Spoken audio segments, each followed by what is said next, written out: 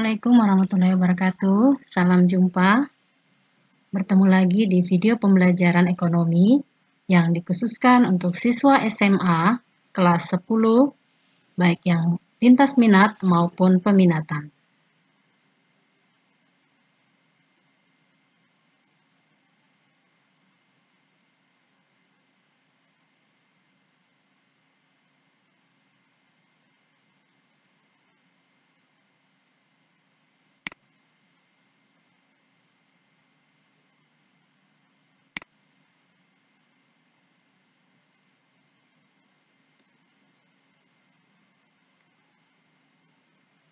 Pertemuan kita kali ini masih membahas mengenai KD 3.3, yakni menganalisis peran pelaku kegiatan ekonomi.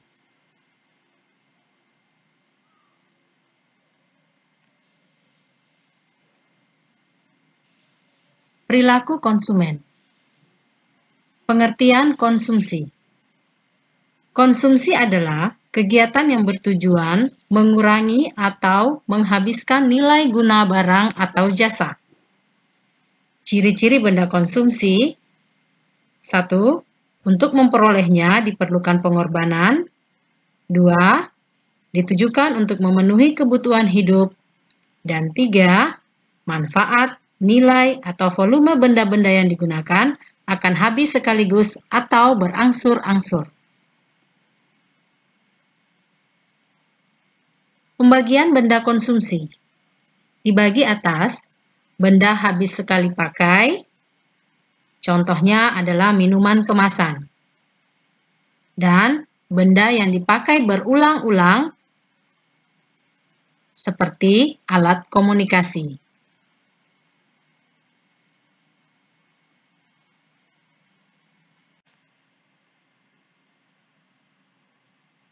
Faktor-faktor yang mempengaruhi konsumsi adalah 1. Tingkat pendapatan. Semakin tinggi pendapatan sebuah masyarakat, maka semakin tinggi pula tingkat konsumsi yang dilakukan oleh masyarakat. 2. Tingkat harga barang dan jasa. Semakin rendah harga barang dan jasa, maka semakin tinggi pula tingkat konsumsi yang dilakukan oleh masyarakat. 3. Perkiraan harga pada masa depan. 4. Selera masyarakat. 5. Mode yang lagi tren. 6. Iklan. Dan yang terakhir, lingkungan sosial, adat istiadat, dan agama.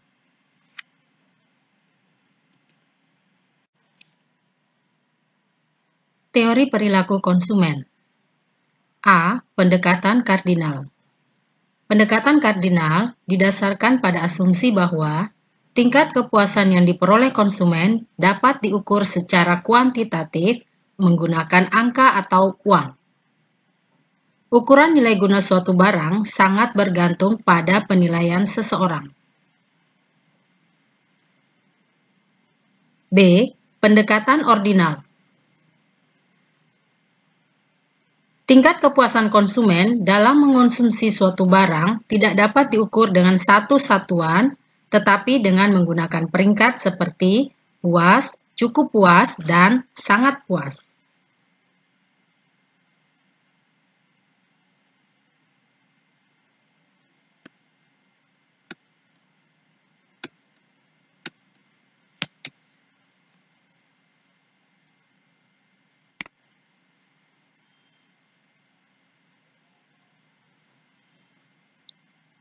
Hukum Gosen 1 berbunyi, jika konsumsi suatu barang dilakukan terus-menerus, kenikmatannya mula-mula tinggi, namun semakin lama kenikmatan akan menurun sampai akhirnya mencapai batas jenuh. Contoh pada saat kita menikmati sebuah air minum. Awalnya kita akan merasa sangat haus sekali. Namun setelah kita menikmatinya atau meminumnya, maka kenikmatan yang tadinya tinggi berangsur-angsur menjadi semakin menurun. Bahkan, kalau kita masih terus menikmati minuman tersebut, maka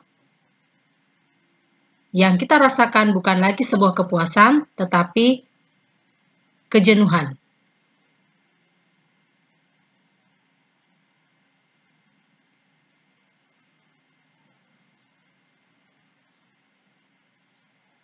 Hukum Gosen 2 berbunyi, manusia akan berusaha memenuhi bermacam-macam kebutuhannya sampai pada tingkat intensitas yang sama.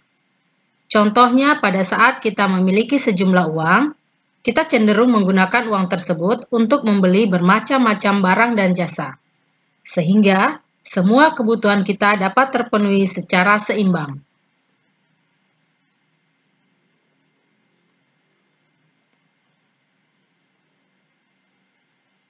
Perilaku produsen. 1. Pengertian produksi.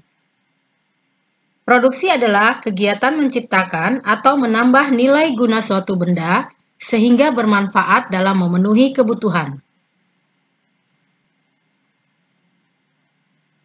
Produksi dibagi menjadi dua, yakni barang konsumsi dan barang modal.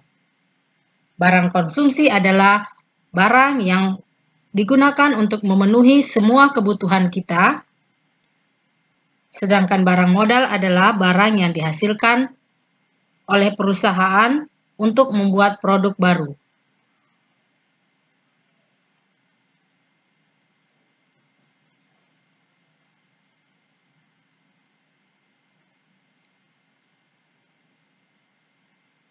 B. Produksi jasa.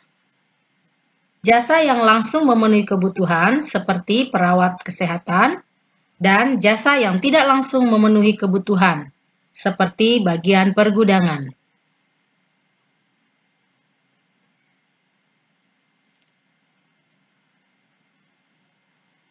Dua, faktor-faktor produksi.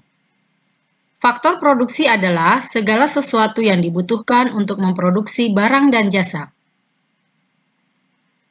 Faktor produksi terbagi atas A. Faktor produksi alam atau sumber daya alam, yakni semua kekayaan alam yang dapat digunakan dalam proses produksi. Contoh adalah barang tambang.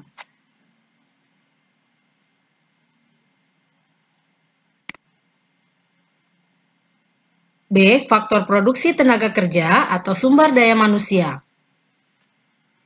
Adalah faktor produksi insani yang secara langsung maupun tidak langsung menjalankan kegiatan produksi. Pengelompokan tenaga kerja terbagi atas A. Terdidik, artinya tenaga kerja melalui pendidikan tertentu sehingga memiliki keahlian di bidangnya. Contoh, dokter. B. Terampil. Tenaga kerja memerlukan kursus atau latihan keterampilan tertentu sehingga terampil di bidangnya. Contoh, supir. C. Tidak terdidik dan tidak terlatih, yakni tenaga kerja yang tidak melalui pendidikan dan latihan, seperti petugas kebersihan.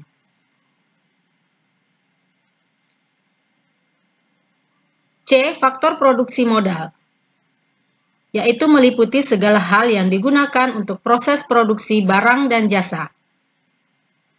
Contohnya adalah uang dan mesin pabrik.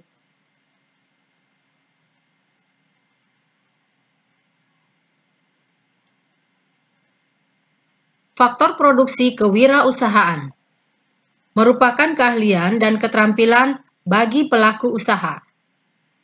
Contoh, salon kecantikan, bengkel, dan lain-lain.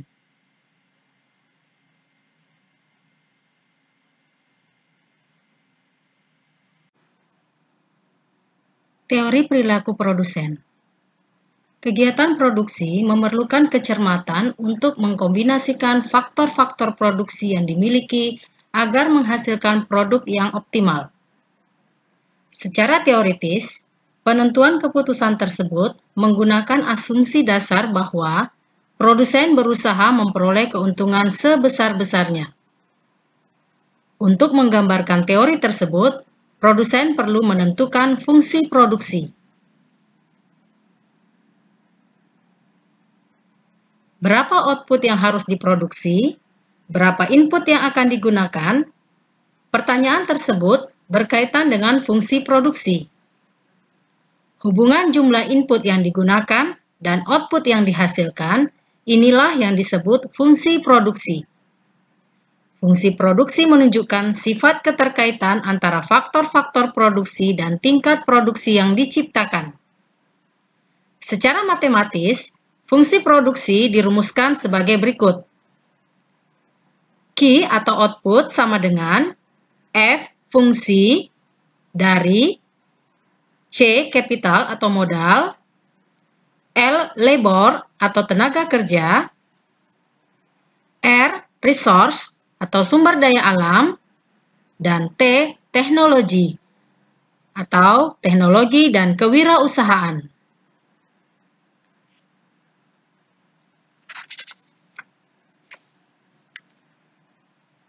Empat, konsep biaya produksi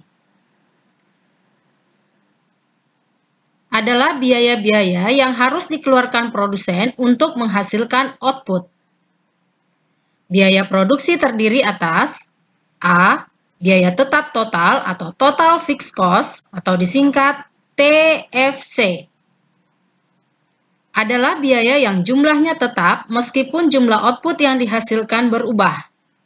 Contoh, biaya sewa tempat usaha dan biaya gaji karyawan. Artinya, berapapun output yang dihasilkan, biaya sewa tempat usaha dan gaji karyawan tidak akan terpengaruh. B. Biaya variabel total atau total variable cost atau disingkat TVC. Adalah biaya yang jumlahnya berubah jika jumlah output berubah. Contoh, biaya bahan baku. Biaya bahan baku akan berubah bila output yang dihasilkan pun berubah. C. Biaya total atau total cost sama dengan TC. Adalah seluruh biaya atau pengeluaran yang dikeluarkan untuk memproduksi output.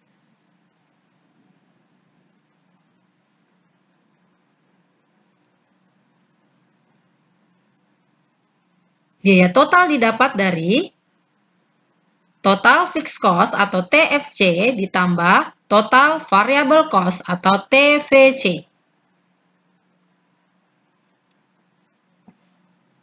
D. Biaya rata-rata atau average cost atau disingkat AC. Adalah biaya yang dikeluarkan untuk menghasilkan satu unit produk.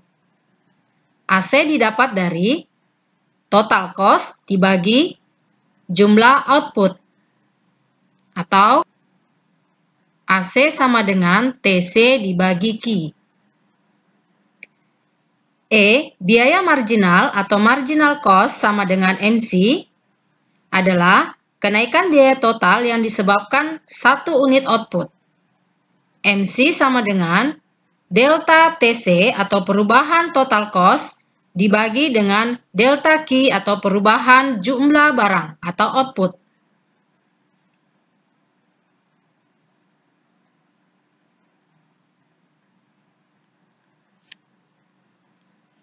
Lima, konsep penerimaan.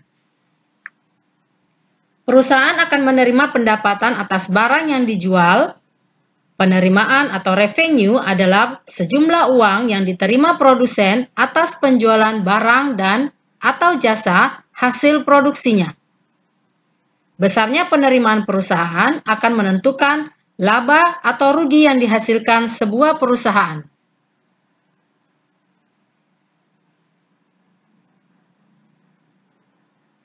A. Penerimaan total atau total revenue disingkat TR. Secara matematis, penerimaan total akan dihitung dengan TR sama dengan P harga atau price dikali dengan Q output atau jumlah barang yang dihasilkan. B. Penerimaan rata-rata atau average revenue, disingkat AR, didapat dari total revenue atau penerimaan total dibagi dengan jumlah produk atau Q, sama dengan harga dikali jumlah barang dibagi jumlah barang, sama dengan P. C. Penerimaan marginal atau marginal revenue atau disingkat MR. MR didapat dari delta TR atau perubahan total revenue dibagi dengan delta Q atau perubahan kuantitas atau jumlah barang.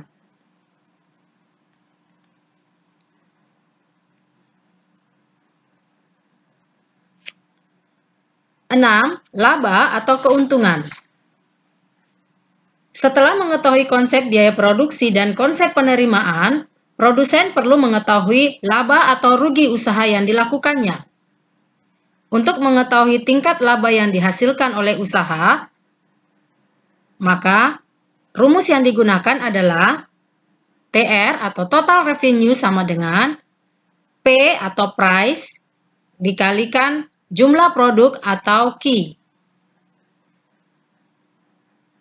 TC atau total cost sama dengan total fixed cost atau TFC ditambah total variable cost.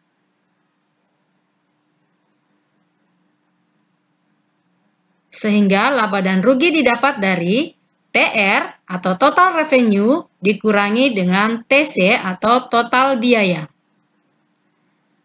Laba dan rugi sama dengan TR berasal dari price dikalikan jumlah produk atau kuantitas dikurangi dengan total fixed cost ditambah total variable cost. Apabila total revenue lebih besar daripada total cost, maka yang dihasilkan adalah laba. Sedangkan bila total revenue lebih kecil daripada total cost, maka yang didapatkan adalah rugi.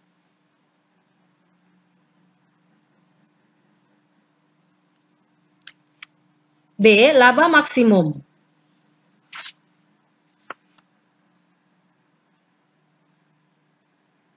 Penerimaan laba belum menjadi akhir dari rangkaian analisis produsen untuk mengembangkan perusahaannya. Produsen harus mencari strategi agar dapat mencapai laba maksimum. Syarat terjadinya laba maksimum adalah apabila biaya marginal atau MC sama dengan penerimaan marginal atau MR. Artinya, laba maksimum terjadi pada saat MC sama dengan MR.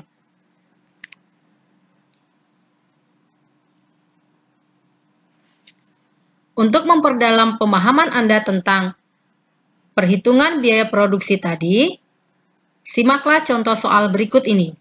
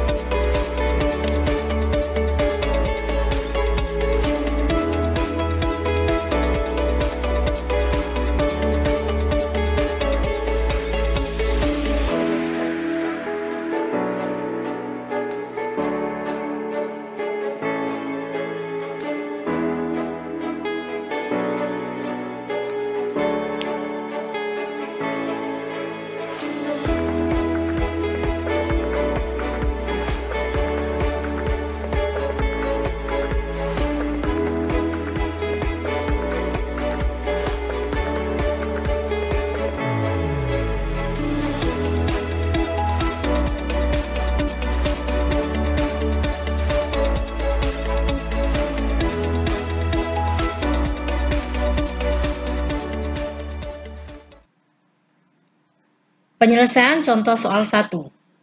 Jika diketahui total fixed cost-nya sama dengan 20 juta dan variable cost-nya 26.000, Q atau jumlah barang yang dihasilkan sama dengan 500.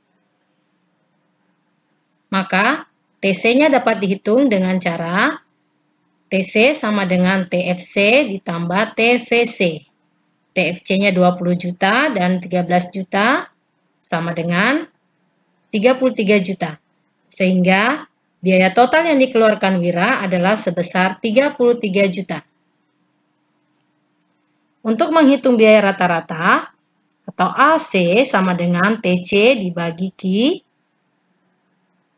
TC 33 juta dibagi Q 500 sehingga biaya rata-rata yang dikeluarkan untuk memproduksi satu buah kain batik adalah 66.000.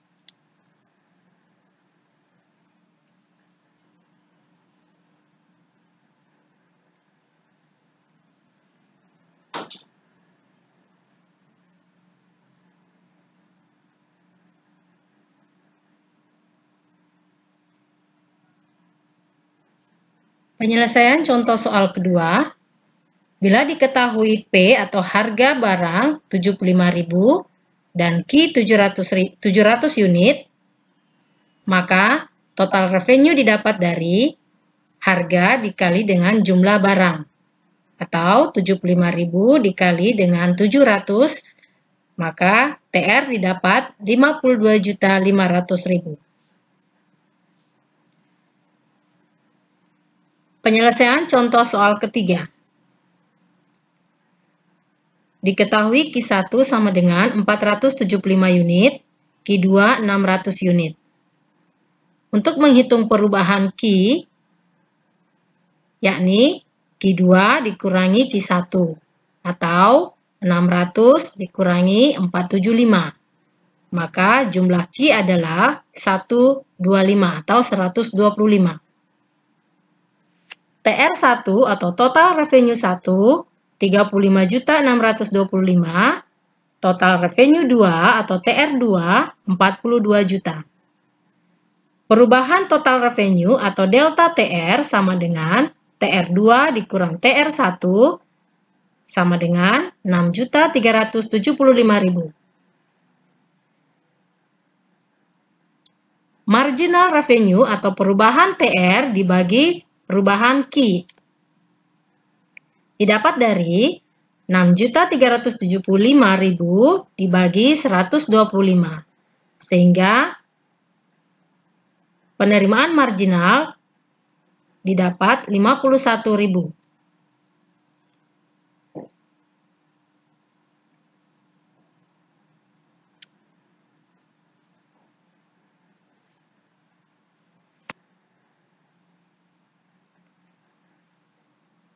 Nah, bagaimana? Apakah kalian sudah paham? Bila kalian belum paham, silakan mengulang kembali video ini. Semakin sering Anda berlatih untuk berhitung, semakin mudah Anda memahaminya. Selamat mencoba.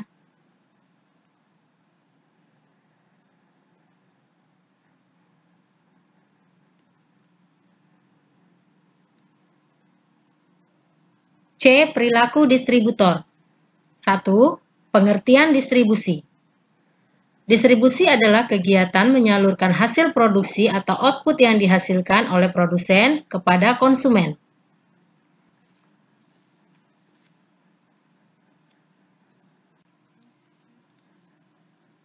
Faktor-faktor yang mempengaruhi distribusi antara lain: A. Faktor pasar.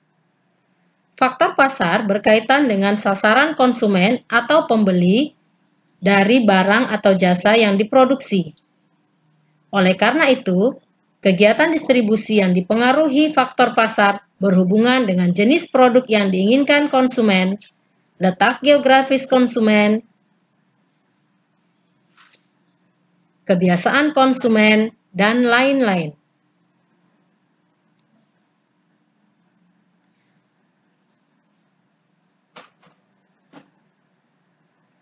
B. Faktor barang. Faktor barang berhubungan dengan nilai barang yang didistribusikan, besar dan berat barang, mudah rusak atau tidaknya suatu barang, kualitas barang, dan pengemasan barang. 3. Faktor perusahaan. Perusahaan yang memiliki sumber dana, pengalaman, dan pengawasan yang baik dalam proses distribusi dapat menyalurkan barang dan jasanya lebih cepat dan aman kepada konsumen.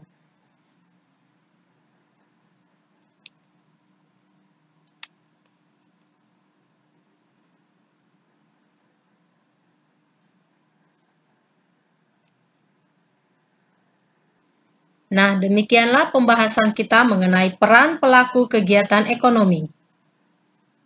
Semoga bermanfaat dan memberikan pemahaman kepada kalian semua.